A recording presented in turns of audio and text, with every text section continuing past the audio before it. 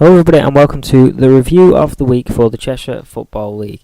Apologies that this isn't in video form. Our cameras are having a few problems, so without further ado I'll get into this. It's going to be quite brief obviously as the cameras are causing some issues, but we wanted to get something out for you. In the Premier Division, Whaley Bridge remain top of the league as they beat Congleton Vale by 1-0.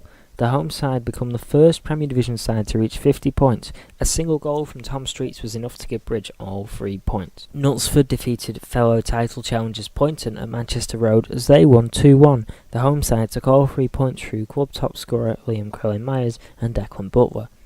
Altering reserves leapfrog liner-type Cheadle through their comprehensive victory over Rylands this weekend.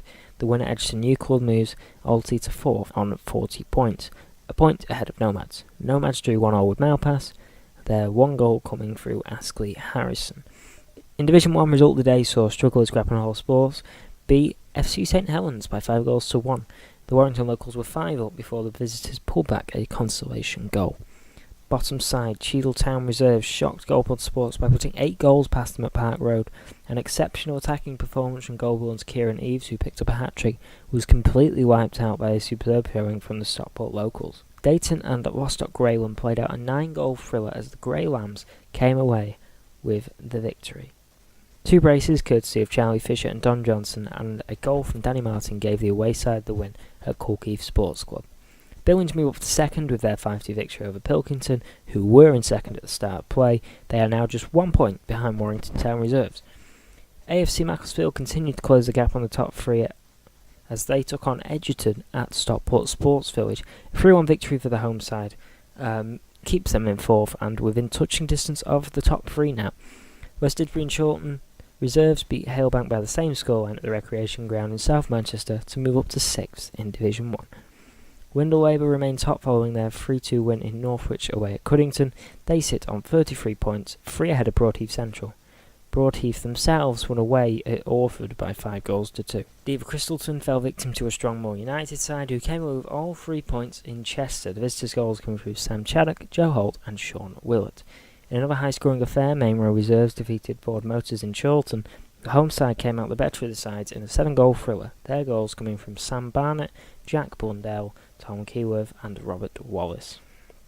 The final game of the weekend saw Unicorn Athletic and Winstanley Warriors draw 3-3 in Flixton. In Reserve Division 1, Garswood United defeated Dayton to move within a point of second-placed Eagle Sports. Goals from Mustafa Buamra, Jack Hodgkiss and Robert Stewart weren't enough for the Atoms to take anything away from the game as Daniel Bell, Adam Davis, John Keddy and Jonathan Parkinson gave Garswood the win.